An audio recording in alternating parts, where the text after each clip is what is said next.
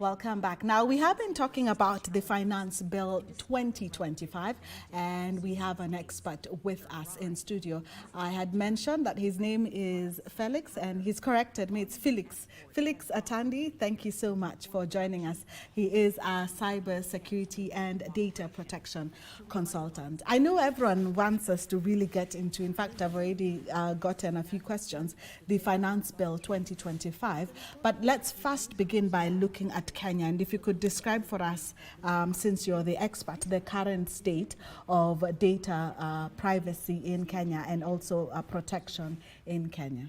What has been your experience, and what are you seeing every day at the workplace? Thank you for having me once again. The current state of data protection in Kenya is complemented by various laws in place.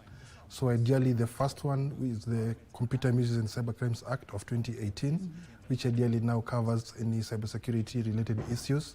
And then later on in 2019, there was the Data Protection Act that came into effect. Now, this particular legislation gave the Constitution of Kenya legs, especially 31C and D of the Constitution of Kenya, which ideally gives all Kenyans or everybody who resides in Kenya the right to privacy. Yes. Now, various other legislations have come in place, supporting guidelines and regulations have also been effected that cover everything to do with data protection. And from where we see it, especially from a regional perspective, I think that's a very good head start, and we shall finally get to full compliance in a short while. Yes. The reason why we've been talking a lot about the Finance Bill 2025 is because of a discussion that has been going on when it comes to privacy and KRA. What are your thoughts? Should KRA be given that kind of access to people's data? That's the first question. But also the other thing, how do we then also strike the balance and ensure that KRA is able to, because getting people to pay taxes is not that easy, and I guess this to them was an innovative way of being able to collect data and know who owes them tax. Yes, actually, thank you for that question. Article 52 of the Kenya Finance Act 2025, they wanted to give the Kenya Revenue Authority sweeping powers to be able to, get personal information for all taxpayers, including tax secrets, as well as other data that will ideally enable them to collect more taxes. This was premised again by some discussion or some pointers from the chairman of KRA, who said that there are so many registered taxpayers, but at the end of the day, they're not able to collect enough taxes. Now, striking a balance between, tax obligations by the country, as well as data privacy rights by the data subjects is actually now the biggest debate. Indeed. But a good thing again to see the National Planning and Budgeting Committee actually struck out that particular article, so that KRA again is not given the sweeping powers, because again, one of the problems that Kenyans have is what safeguards and controls are there in place, when they do decide to do that, what safeguards are there. Now again, the current existing legislations are enough actually, because if KRA feels that somebody is not, doing the tax obligations, they can get, judicial warrants, to go after them.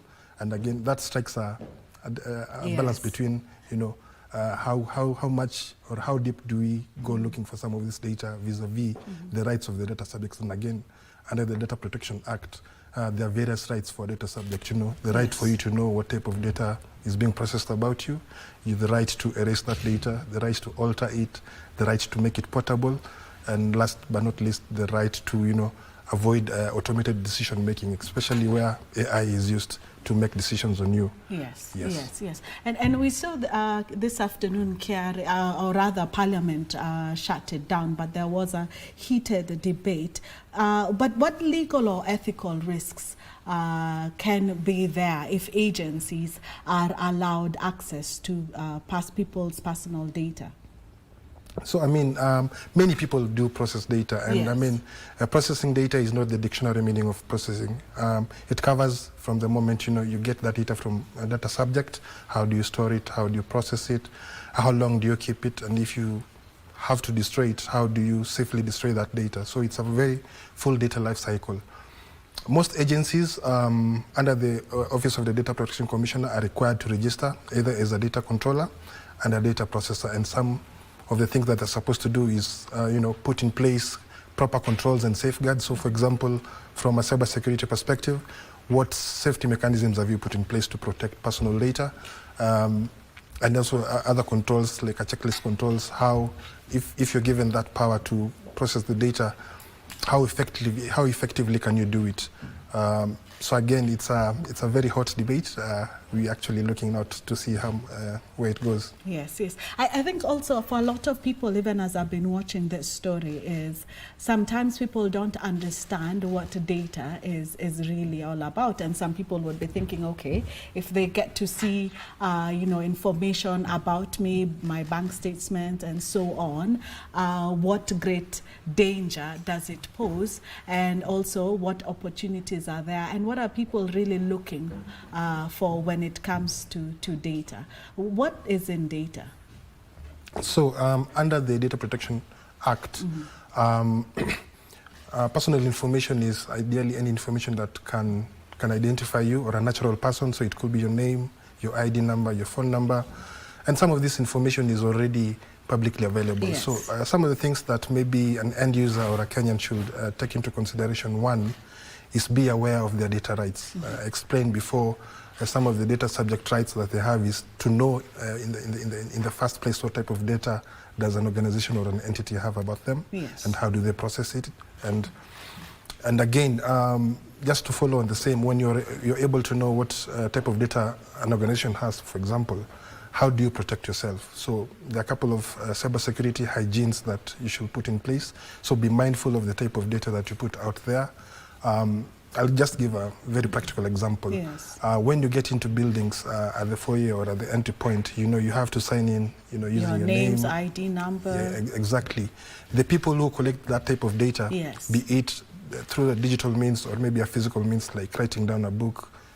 Another example is like schools. How safely do they put it there? Yes. There have been stories going around about how some of this data is being sold out to people who require that, yes, that type of data, especially for marketing purposes.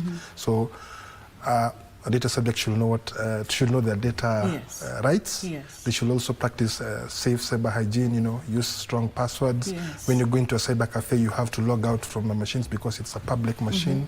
When you photocopy your ID, yes, you have to make sure that you get all the copies, even if one of the copies is wrong, just to make sure that it is disposed properly. Yes, yes. The reason why I'm also asking that is because remember last year we had an incident where we saw a lot of young Kenyans on very long queues just selling their data, and they just thought, we're just giving information of ourselves. I think it was going for close to $100, but it was so interesting to see how people can just give away their data and not understand the importance of safekeeping data.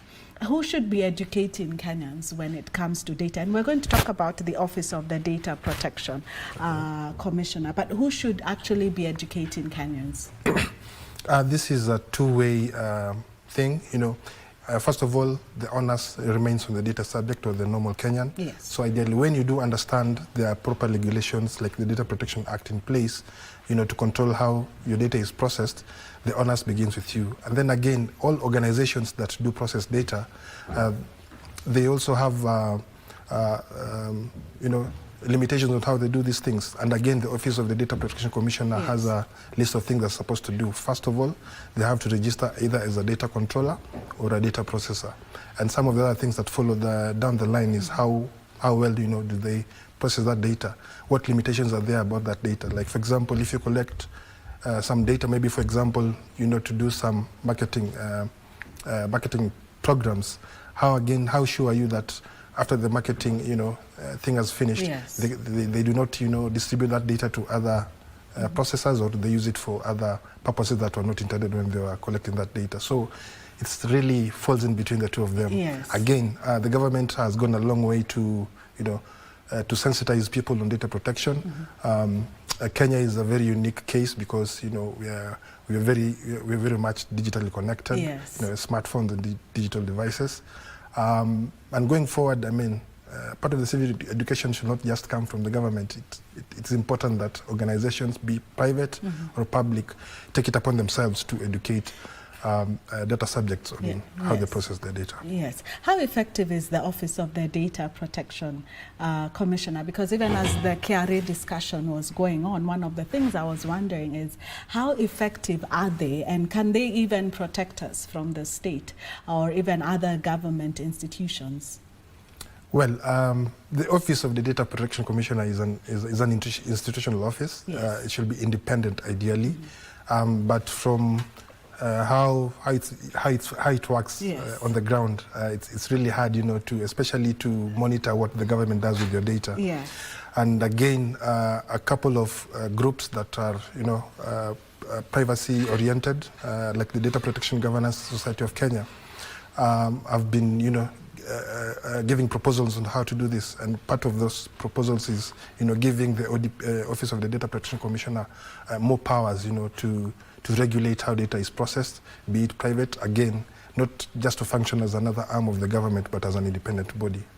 And what would you say are some of the most pressing cyber threats facing Kenyans today? One of the biggest attack vectors or way data breaches occur is especially on email. Email is a very important way of communication, and through digital means, people like clicking links, and especially something that is motivating them, especially something to do with money. So if you're an employee and you get an email that tells you that you're supposed to get a raise, or some money is supposed to be sent and you did not give the proper details, you have to be very careful of clicking on some of those links, downloading illegal programs, accessing illegal websites, and there are so many out there. And the WhatsApp groups. Yes, again, also on the WhatsApp groups, those forwards that you get. Some of them are malicious. Not everybody has the best intentions for you. And again, also other people, if I can just maybe talk on it, they use modified versions of some of these, messaging apps. Like, they don't take the original WhatsApp from the Play Store. Maybe they use like WhatsApp GB, WhatsApp FM, which have more, features, but again, some of these things are done by other people, and they cannot, give you the proper explanations on how they do process some of this data, and some of them could be malicious people. Yes. I want us to look at small businesses, and there's a lot of talk now with even small businesses. If you want to scale up, you should use AI, you should look at technology. But how prepared would you say small businesses in Kenya are? Now, from a data privacy perspective, we already have a solid legislation in place, being the Data Protection Act. They are supporting guidelines and guidance notes that support, the legislation itself on how to register as a data controller, how to report some of these breaches to companies or to organizations, how to, also access the ODPC in case you think something's not being done right with your data. Now, from an AI perspective, we don't have really AI legislation, but I think Kenya has something working on it. So maybe say 2025 to 2030, we have a roadmap, an AI roadmap by the government. And again, they're also working towards getting a proper legislation for AI. People shouldn't be really worried, and I think there's something going on. When the time comes, when the time is right, when there's public participation, people should be able to give their views. Yes. And some of the laws now that we are looking at are looking at even real-time data tracking. And I've been wondering, what are the risks of centralized surveillance systems? Now, it really depends on who's doing this surveillance. It could be public, it could be a private entity. But again, like the Kenya Information and Communications Amendment Bill, it requires, but I've been wondering what are the risks, especially when it comes to centralized surveillance systems? So maybe just on top of, from the top of my head, when you have a centralized depository of information, it again becomes a single point of failure, meaning that there's something we call a CIA triad, confidentiality, integrity, and availability of data. Yes. So if, for example, from the confidentiality perspective, some of your data is disclosed to other people unknowingly or by mistake, then that single repository containing a lot of this data, for example, Huduma numbers, it becomes a big risk. The availability of it again, if, for example, a communication line that's supposed to draw some of that data from the central repository goes down, that data is not available when it is required again. So that is one of the major risks, being a single point of failure. But then again, because most of this data is usually siloed meaning that if you have an organization, the accounts team has their own data, the marketing team has their own data, the HR team has its own data, you're not able to be efficient and get the most out of it. There are advantages and disadvantages, but the advantages supersede the disadvantages. Yes, and now there's a lot of talk of AI and even technologies like biometrics. What protection should be put in place in handling such sensitive and emerging forms of data? So under the Data Protection Act, biometrics is classified as sensitive data. So when you do process sensitive data, there are extra lengths that an organization has to go through to process it. Be it your genes, be genetic information, your race, your spiritual orientation. It has to be really processed very, with the utmost importance and with the utmost safeguards. Children data, again, is another example of sensitive data. Now, going forward, part of the proposals, like, for example, the Data Protection, the Data Governance and Privacy Society of Kenya is to expand the definition of sensitive data to include, again, things like, membership to associations, as well as, political opinions, something that was not thought of when the original Data Protection Act came through. AI is ideally an enabler or a complementing thing to whatever people do every day, especially if they're using digital devices. Take the utmost care. We already have something being worked on, especially from a legislation perspective, covering artificial intelligence as well. When the time comes, we'll be able to dissect it properly. Yes, we already have questions coming in. Someone is asking, what advice would you give ordinary Kenyans, this is Mary Kamau, about protecting their digital identities? I will be asking you some of the questions that we have from Kenyans, but first, let's take our last break.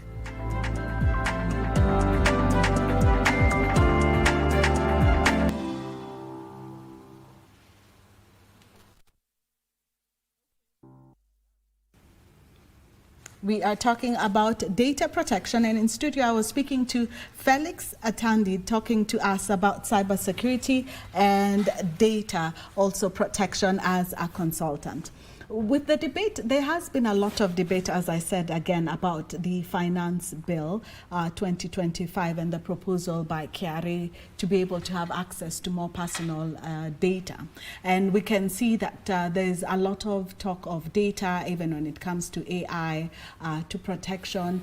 But every time there is a challenge, there are also opportunities. What opportunities are there for us in the market, especially that now people are looking to get a lot more data from Africa?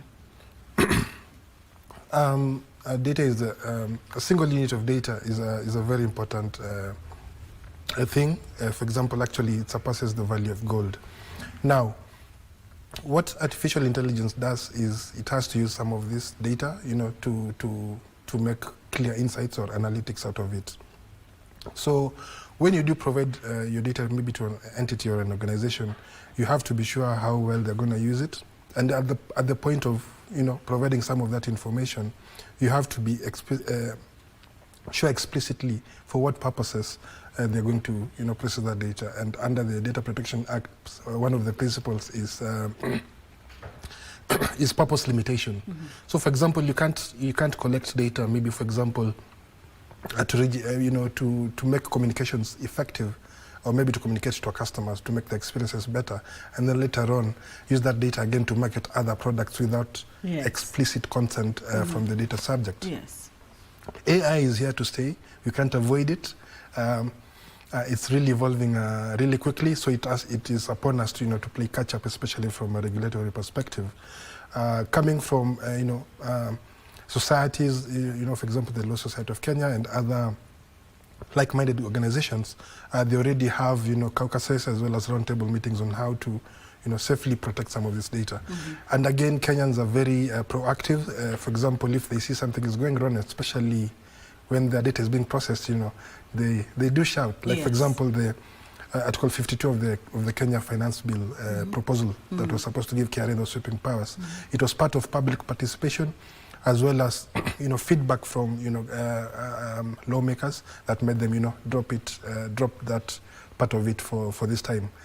Hopefully, again, they don't come back with it next year. Yes. But hopefully, if they do come, we'll have proper safeguards in place. I suspect it will still come back again, and that's why having these discussions are very important. We have a few questions from our viewers. We have Gerald Omondi, who is asking, what key reforms of safeguards would you recommend to balance national security, economic policy, and individual digital rights?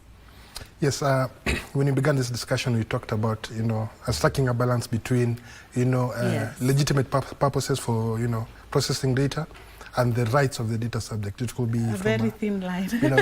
From a tax perspective, like, for example, tax obligations. It could be national security, obligations.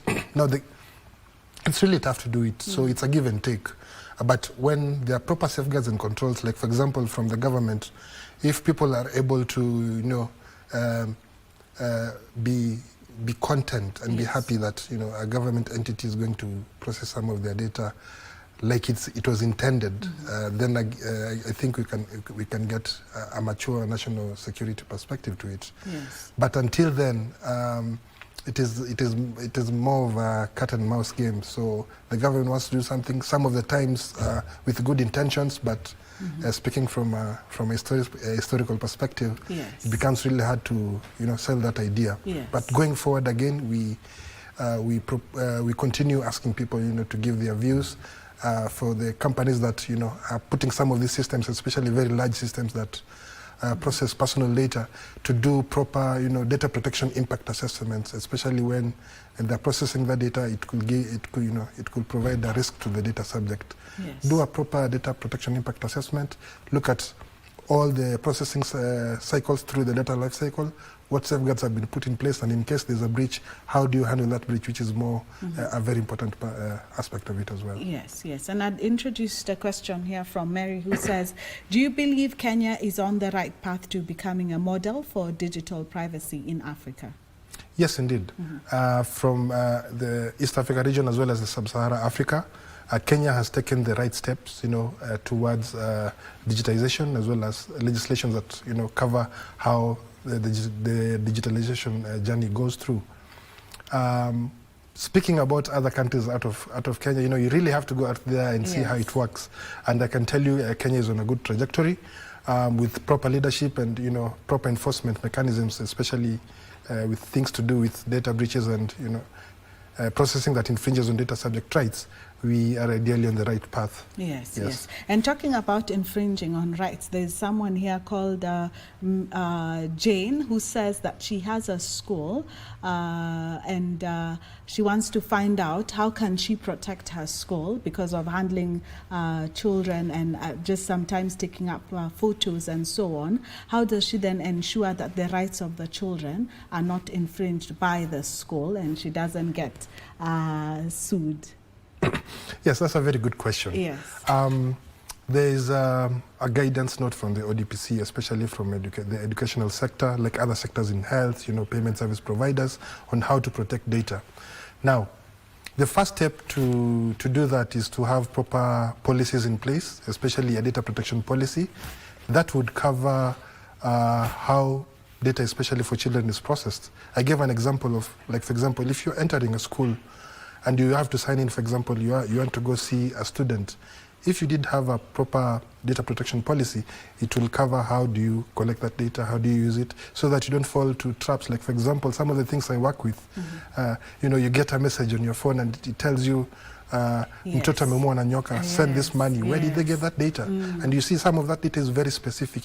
They know your name, they know your kid's name, they know the class they are. So if you're not very careful, you can fall into some of those traps and get your money lost. But now from the educator perspective, have a proper data protection policy that covers how do you process the data.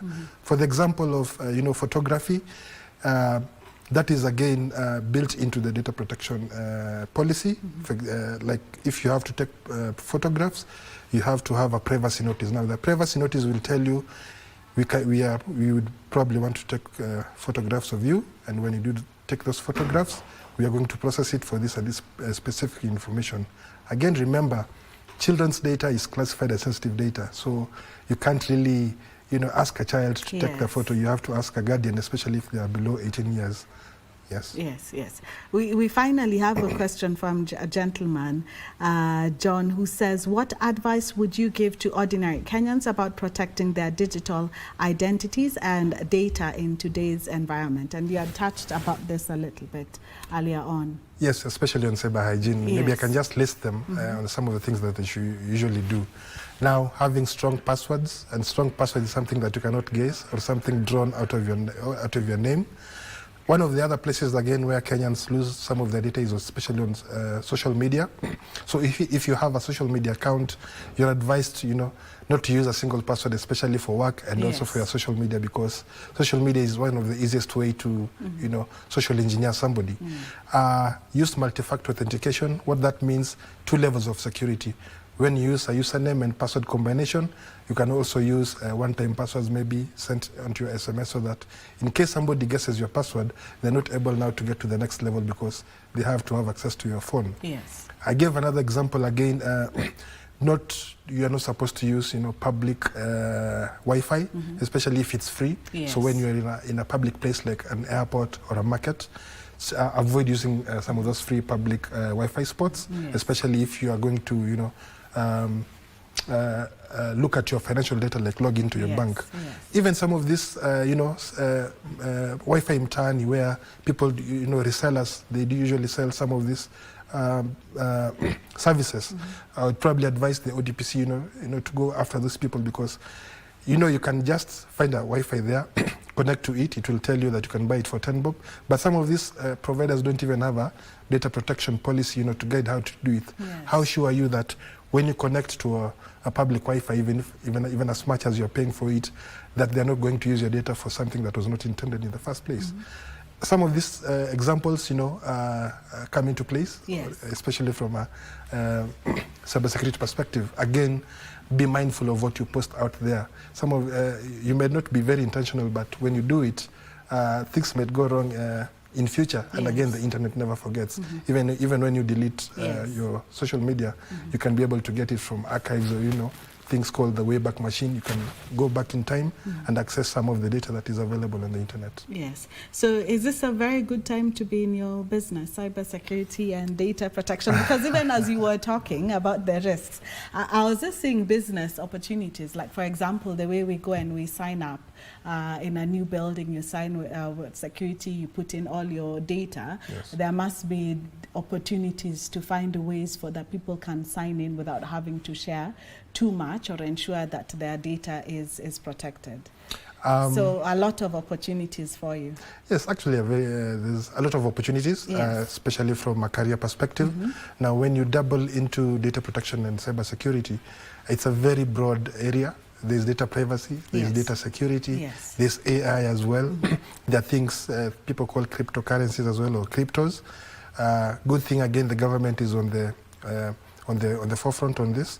There's currently virtual assets service providers bill, which deals with cryptocurrencies, being in Parliament under determination.